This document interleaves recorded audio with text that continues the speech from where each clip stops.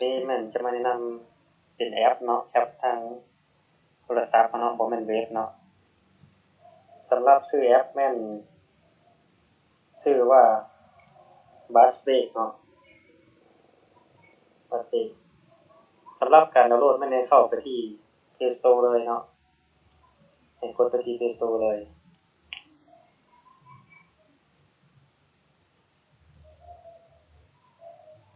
หลังจากที่เราเข้ามา Play Store แล้วให้เรามาเซิร์ชคำว่า Buzzspace เนาะเดินเข้าไป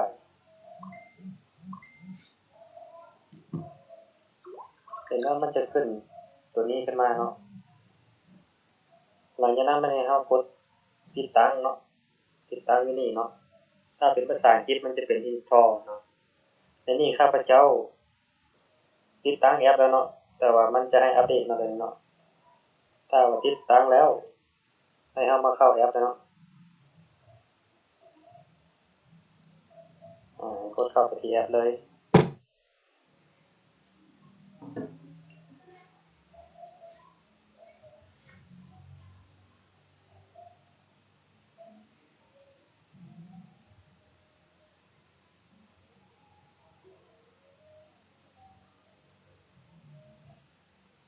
สำหรับหน้าต่างของแอปมันจะเป็นแบบนี้เนาะในนี้มันจะมีอยู่4เมนูเนาะ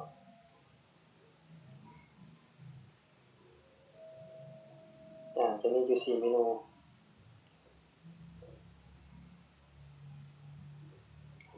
จะมีอยู่วิดีโอเนาะมีโฮมมีวิดีโอมีเอิ้นมีวอลเล็ตในตอนนี้ถ้าเราบ่เข้าสร้างยังบ่แอดวอลเล็ตเข้าก็ได้เนาะนี่เนาะวอลเล็ตเนาะขั้นตอนที่ให้เรามาใส่คีย์เนาะใส่โค้ดตัวนี้ก่อนเนาะแต่ว่าใส่โค้ดใส่จังไดเนาะให้มาที่เมนู wallet ตัวนี้เนาะแล้วให้เลื่อนขึ้นแล้วให้มากดที่เมนูตัวนี้เนาะ enter referral code เนาะหลังจากที่ว่ากด enter เข้าไปมันจะขึ้นหน้าต่างตัวนี้ขึ้นมาเนาะ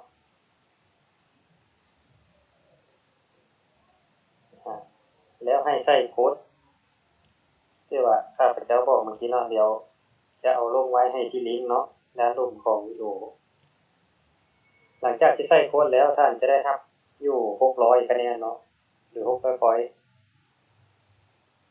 ตัวนี้สำหรับขั้นตอนนิดเนาะสำหรับการสร้างอันนี้เนาะวันนี้มาในขั้นตอนการอ่านข่าวให้เข้าไปกดที่เมนูโฮมเนาะแล้วจะเห็นว่ามันจะเป็นหน้าต่างตัวนี้เนาะ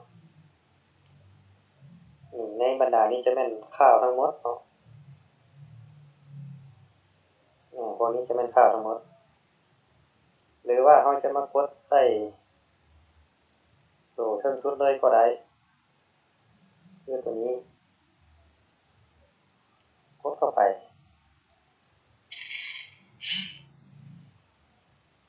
จะเห็นว่ามันจะมีเวลานับถอยหลังเนาะจะมีเวลานับถอยหลังถ้าว่ามันหมดแล้วถ้าว่ามันขึ้นคำว่า go to bottom to pay reward เนาะให้เราเลื่อนจนสุดเลยสุดเลยแล้วมันจะเห็นเส้นดำๆที่ว่าแล่นทางรูปนี้แล้วมันจะขึ้น point ให้เราเนาะสำหรับ point นี้มันก็จะบ่ตายตัวเนาะ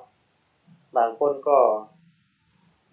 จะมีอยู่10บางคนก็จะมีอยู่20บางคนก็จะมีอยู่30แต่ว่าสำหรับข้าพเจ้านี่มันขึ้นให้60เนาะ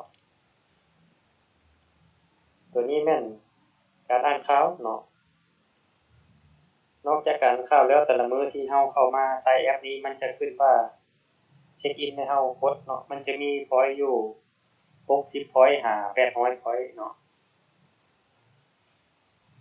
แต่ว่าท่านไหนที่ว่าใช้แอปนี้มาโดนมันก็จะขึ้นคะแนนให้อีกหลายเนาะเป็น 4,000 5,000 พอยต์ก็มีเนาะบางมื้อเนาะ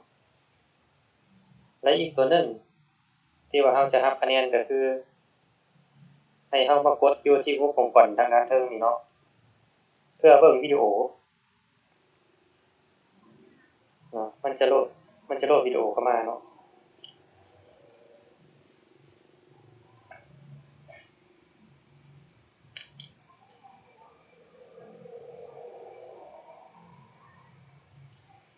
ให้เราพยายามเบิ่งวิดีโอจนสุดเนาะวิดีโอมันก็แล้วแต่มันจะมีตั้งแต่5วิจนถึง30วิ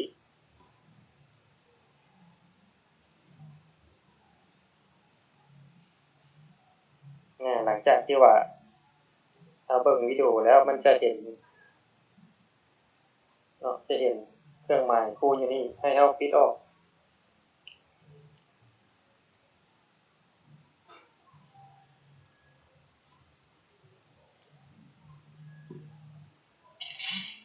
แล้วมันจะขึ้นให้เรา600เนาะในนี้1ชั่วโมงมันจะให้เรากดคือ1เนาะสำหรับการถอนเงินเนาะให้เรากดที่เมนู Cash Out ตัวนี้เนาะ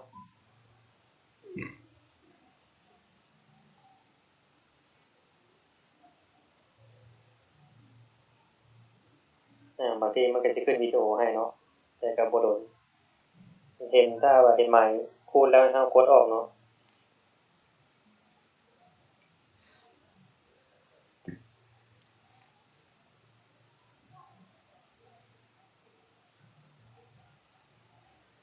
สำหรับตัวนี้เวอร์ชันตัวนี้มันจะมีอยู่2กระเป๋าเนาะมันจะมี PayPal กับ TrueMoney สำหรับท่านใดที่ว่ายังบ่ทันได้แอดกระเป๋าเข้าเนาะตัวนี้ข้าพเจ้าแอด PayPal เข้าเนาะให้เข้ามากดที่ PayPal ก่อนกดที่ PayPal แล้วมันจะเด้งหน้าต่างไปหาเว็บไซต์ของ PayPal เนาะแล้วให้เฮาล็อกอิน PayPal เข้าไปล็อกอินแล้วเฮาจะกด accept ทุกอย่างเนาะแล้วมันจะมาขึ้นอีเมล PayPal ของเฮาอยู่รูปนี้ให้เนาะหลังจากนั้นเฮ็ดจังได๋จึงรู้จักว่าคะแนนเท่าใดถึงสามารถถอนเงินได้ในนี้เนาะข้าพเจ้ามีอยู่ 16,000 กว่าคะแนนในนี้มูลค่าต่ำสุดมันจะให้ถอนอยู่ 0.03 ดอลเหรียญเนาะหรือจะเท่ากับ1บาทไทยในนี้ข้าพเจ้าถือว่าสามารถถอนได้แล้วขั้นต่ำเพราะว่า 16,000 นี่มันจะถึกอยู่ 0.10 เหรียญเนาะตัวนี้ข้าพเจ้าจะให้มาเบิ่งประวัติการถอนก่อนกดเข้าไปที่ history เนาะอันนี้แม่นประวัติการถอนทั้งหมดเนาะที่ว่าข้าพเจ้าได้เฮ็ดมาถ้าว่ามันขึ้นรีโซฟนี่แสดงว่าเฮาได้รับแล้วเนาะถ้าว่ามันขึ้น pending แสดงว่ามันกำลังเตรียมที่จะจ่ายให้เฮาสำหรับเวลาในการถอนแม่นบ่เกิน2วันเนาะถือว่าได้เนาะการจ่ายถือว่ามันจ่ายแฮงบ่หลายแต่ว่าแอปนี้สามารถถือว่าได้แท้เนาะเพราะว่าข้าพเจ้าก็ได้เฮ็ดมาแล้วมื้อนี้เฮ็ดมื้อเดียวนี่สามารถถอนเงินเลยก็ได้เนาะคือมื้อนี้ข้าพเจ้านี่ครับได้รับคะแนนอยู่ 10,000 กว่าคะแนนถือว่าสามารถถอนได้ตัวนี้มันจะขึ้นคะแนนของวันเดียวเนาะตัวนี้มันจะขึ้นแค่วันเดียวเนาะตัวนี้จะแม่นคะแนนรวม 16,000 ถ้าว่าเราต้องการตัวนี้ก็ถือว่าให้เราเฮ็ดเป็นคลิปในนึงแล้วอัปโหลดเป็น YouTube เนาะเพื่อว่าจะให้แอปมันแจ้งลิงก์มาให้แอปมันแล้วมันจะตรวจสอบแล้วมันจะให้เงินเราเนาะบางทีก็มีสำหรับวิธีการคร่าวๆก็ถือว่าจะมีส่ำนี้เนาะถ้าว่า